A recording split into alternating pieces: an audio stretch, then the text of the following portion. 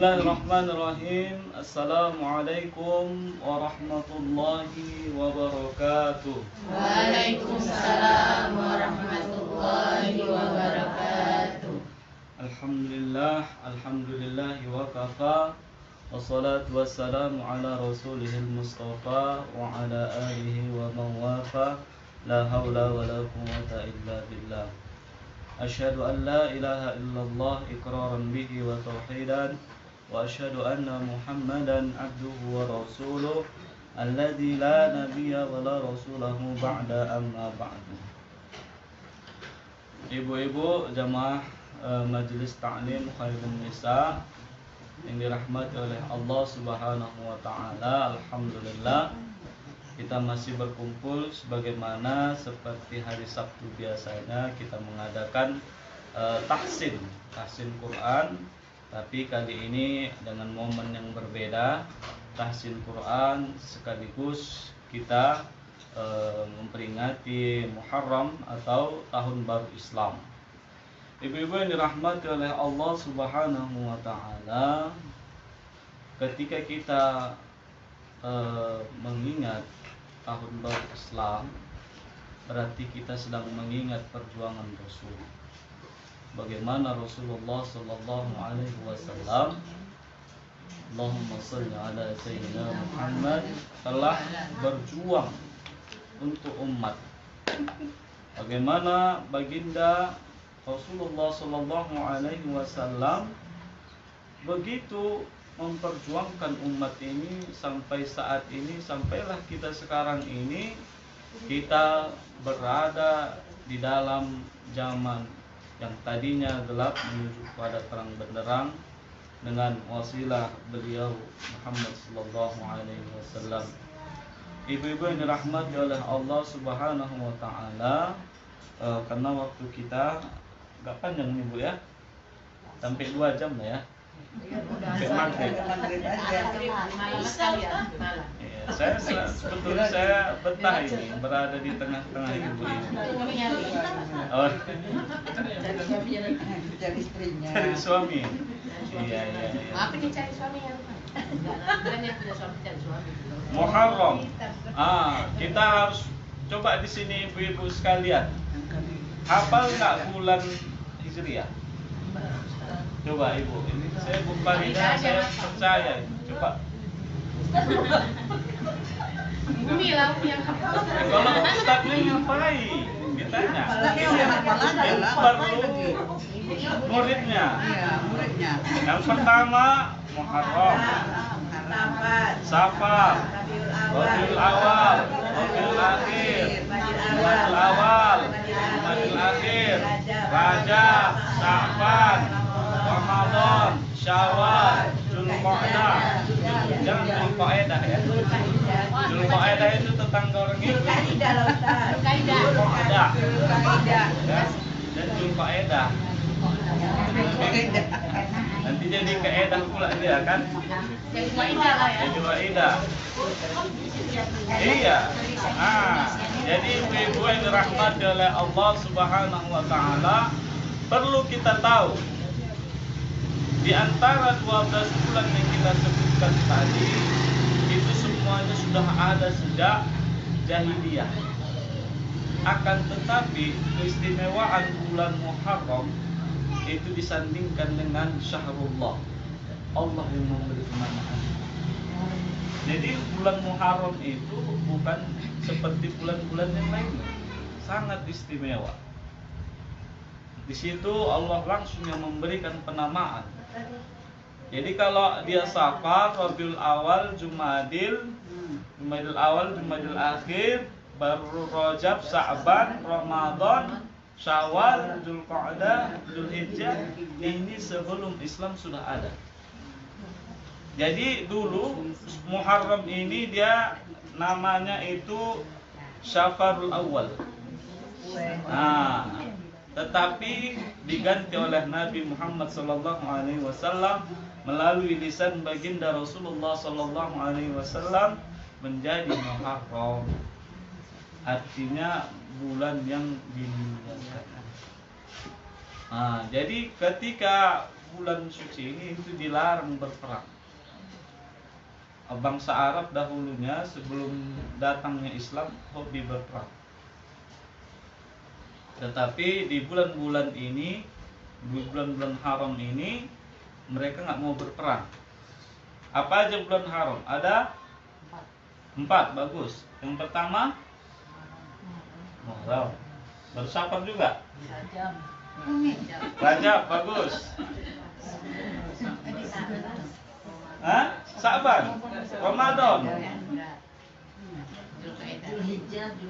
Dzulqa'dah dan Dzulhijjah. Ini dilarang.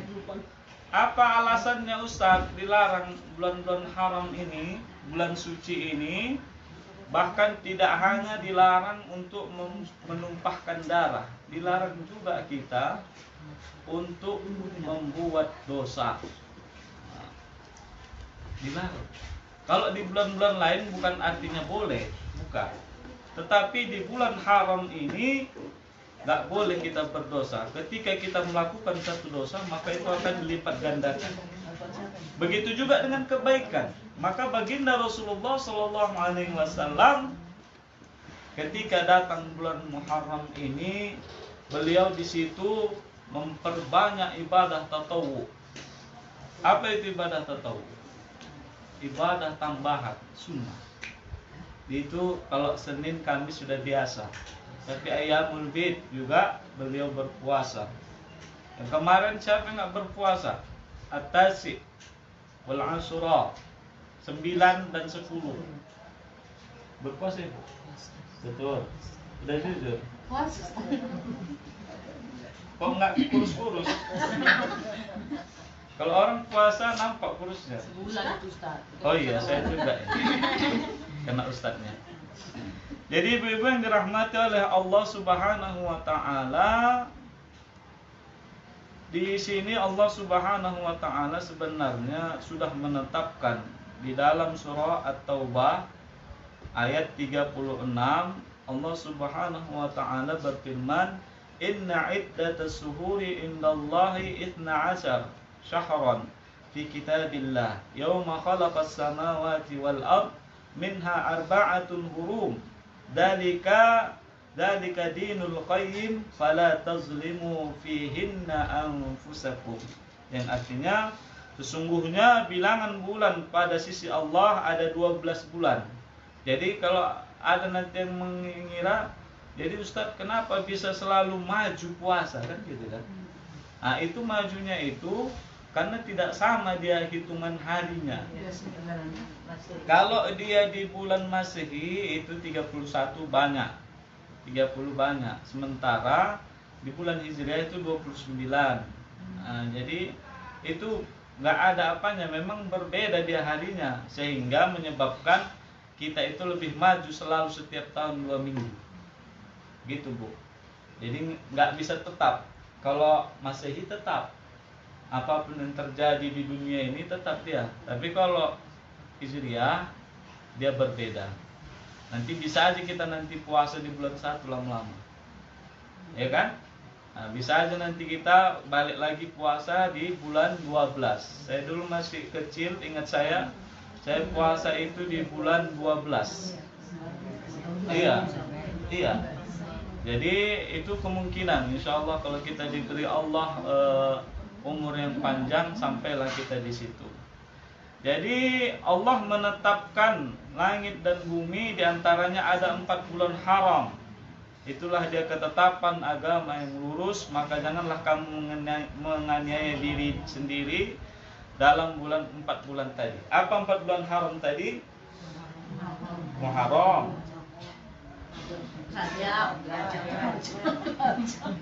Rajab katanya. Rajab ayat penting itu. Jadi Muharram, Rajab, Dzulqa'dah dan Dzulhijjah. Jadi di situ kita dilarang untuk menganiaya orang lain ataupun diri sendiri. Artinya apa? Jangan kita berbuat dosa di bulan itu. Kalau kita berbuat dosa di bulan itu, maka dilipat gandakan juga dosanya. Kalau kita berbuat amalan yang baik, di situ amalan-amalan sunnah, maka dilipat gandakan juga pahala. Maka Rasulullah Shallallahu Alaihi Wasallam ketika di bulan haram ini dia memperbanyak ibadah. Rasul yang dijamin masuk surga masih memperbanyak ibadah. Bahkan di dalam suatu hadis disebutkan di situ di 10 Muharram ini orang-orang Yahudi berpuasa. Maka kata Rasulullah Sallallahu Alaihi Wasallam, kita lebih berhak dari mereka. Kita aula min. Jadi kita lebih berhak untuk berpuasa lagi di bulan itu. Kenapa orang-orang Yahudi berpuasa? Kenapa, Bu? Ada yang tahu alasannya? Nabi Daud Sama Fir'aun kisahnya. Nabi Daud sama Fir'aun. Nabi Musa. Ngapain Nabi Daud? Nabi Daud sama Fir'aun ngapain? Tenggelamnya Main Fir'aun. kelereng. Nah, Kemenangan membelah laut. Siapa yang belah laut? Musa ya tongkat. Nabi Musa atau melalui kekuatan Allah? Tongkat. Ya, jadi wasilahnya itu tongkatnya, tapi semua itu berkat izin Allah. Nggak ada yang di dunia ini yang terjadi kecuali dengan izin Allah. Bahkan kalau kita pun sakit, orang tua sakit, siapapun itu semua atas izin Allah. Jadi jangan kita hilangkan kuasaan Allah. Ya, jangan itu. Makanya kadang-kadang ada orang rezeki anak soleh. Nah, jangan, itu rezeki Allah itu yang kasih dulu. Nggak ada rezeki anak soleh namanya. Itu memang rezeki dia. Ibu hari ini jualan lontong habis semua, itu rezeki ibu. Baru besok ibu jualan, rupanya hujan terus, nggak ada yang laku, itu rezeki juga. Iya.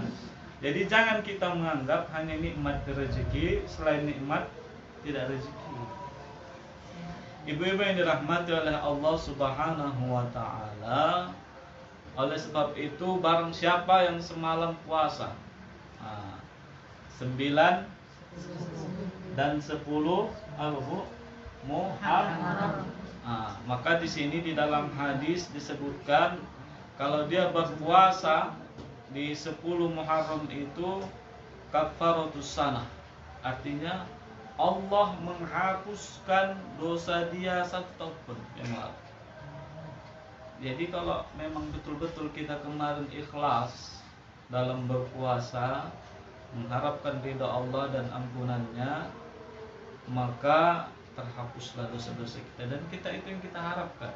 Termasuk itu tauhid kita, al-khauf, yaitu rasa takut dan untuk pengharapan sama Allah.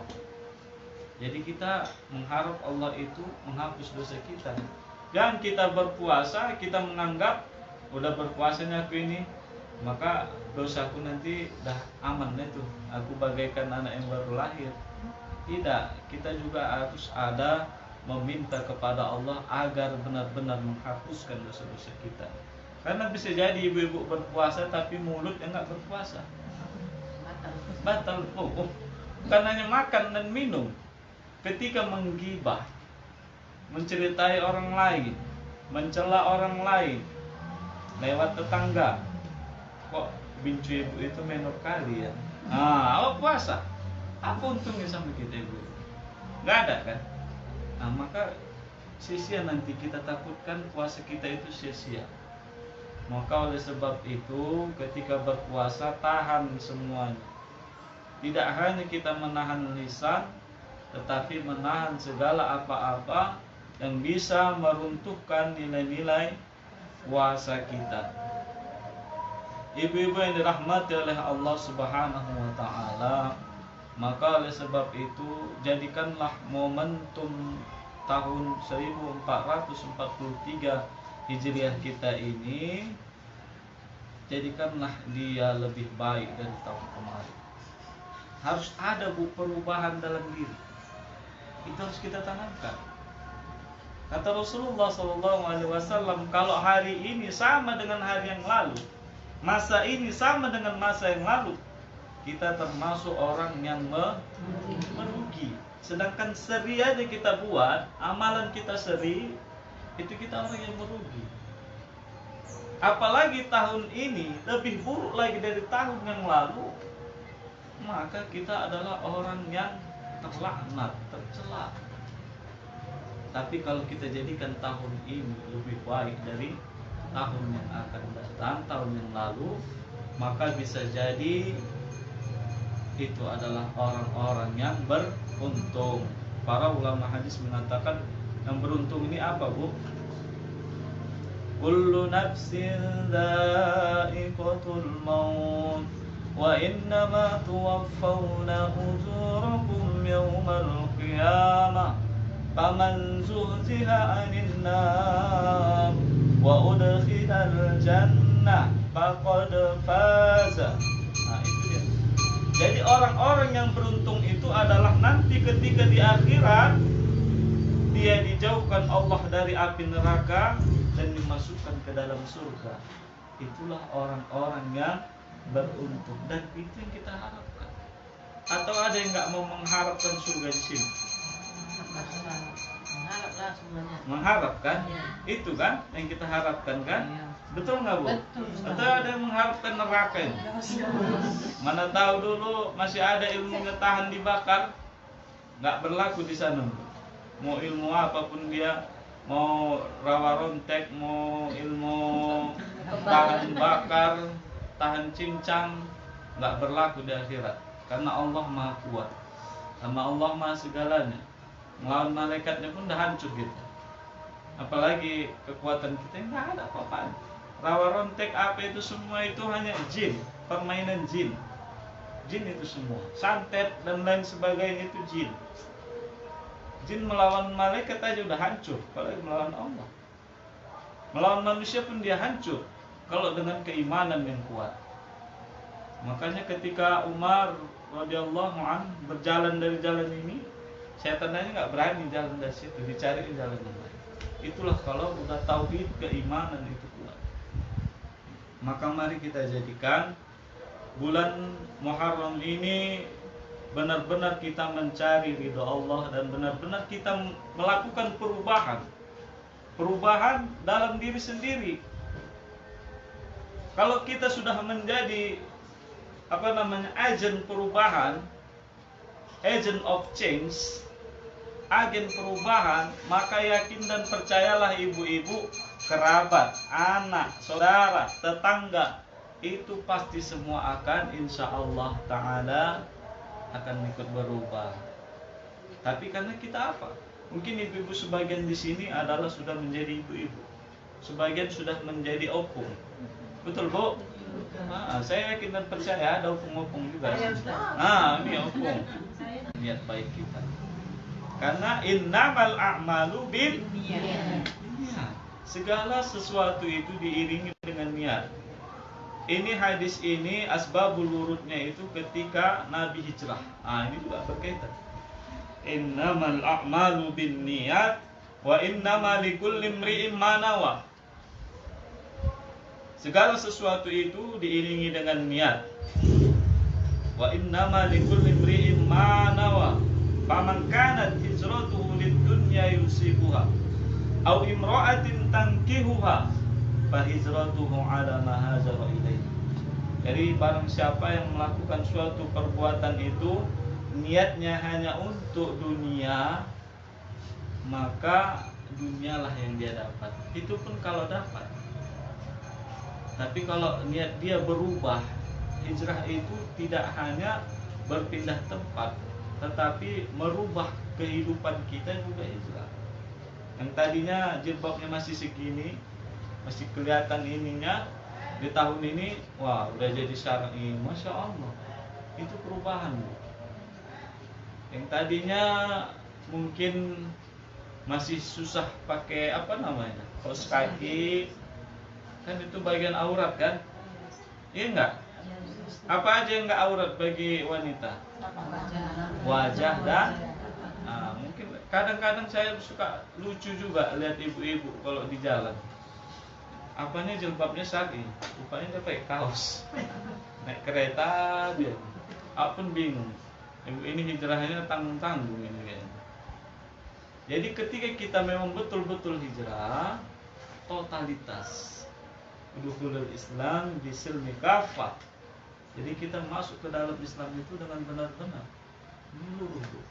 Ketika kita meniatkan dalam hati untuk perubahan, yakin dan percayalah Allah akan bantu itu. Apalagi dalam kebaikan, pasti Allah bantu. Sedangkan niat kita kadang ada membuat suatu kejelekan, itu kadang terjadi juga kan.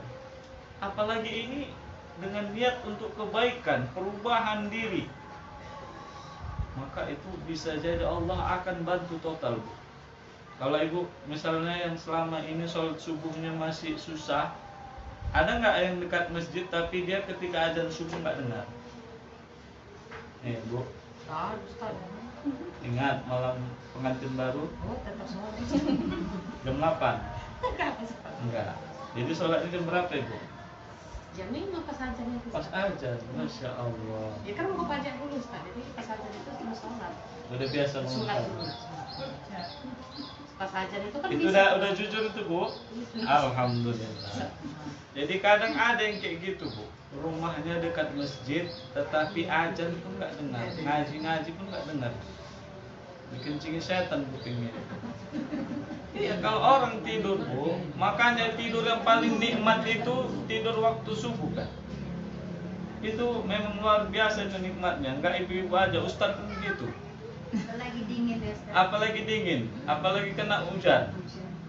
Wah, makin enak tarik selimut itu. Tapi disitulah keimanan kita Bu diuji. Keimanan seseorang itu belum dikatakan dia beriman sebelum Allah mengujinya dengan cobaan ataupun dengan nikmat. Jadi ketika kita memang benar-benar ada mau perubahan dalam diri, tatkala itu kita tanamkan dalam diri, yakin dan percayalah itu akan menjadi kebiasaan kita. Biasa kita malu ketika nampak aurat. Nah, nanti ibu-ibu dengan tak sengaja itu mau keluar pakai jilbab lah. Nah, selama ini bangun tidur pun langsung beli belacan ke warung sebelah, ya kan? Nah, ini dengan adanya malu tadi, nah, pakai jilbab tutup, langsung beli. Nah, itu ada perubahan namanya, walaupun sedikit. Jangan sampai kita buat.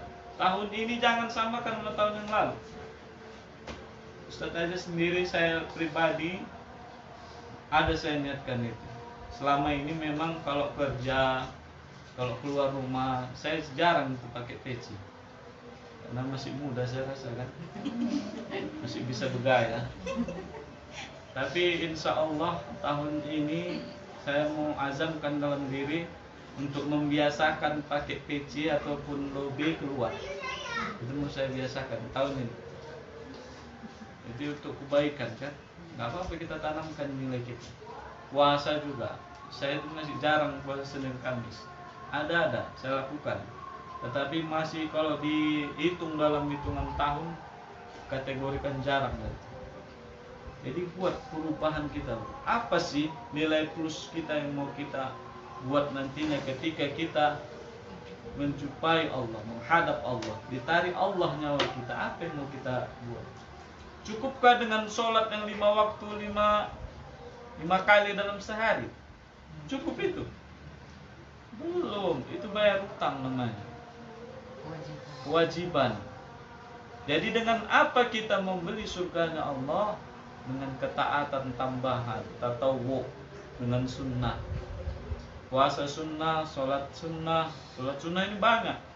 Sholat rawatib, qobliyah, ba'diyah, sholat tahajud, sholat duha, diperbanyak. Apa yang kita inginkan? Semuanya bisa insya Allah. Kemudian yang perlu kita jauhi juga tentang kesyirikan.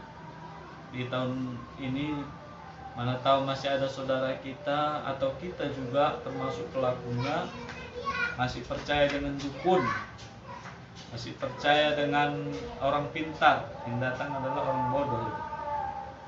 Nah, orang pintar, maka yang datang adalah orang bodoh. Kalau dipilih-pilih itu sama anak-anak. Pilih maksudnya. Anak-anak kan demam gitu, terus dipilih itu sama dengan datang. Kalau kita meyakini dengan itu dia sembuh, maka itu termasuk. Tetapi kalau dengan wasilah, misalnya Bismillahirrahmanirrahim, kita kasihkanlah di situ misalnya kunyit bungle biar Nah, supaya iya. itu nggak ada masalah.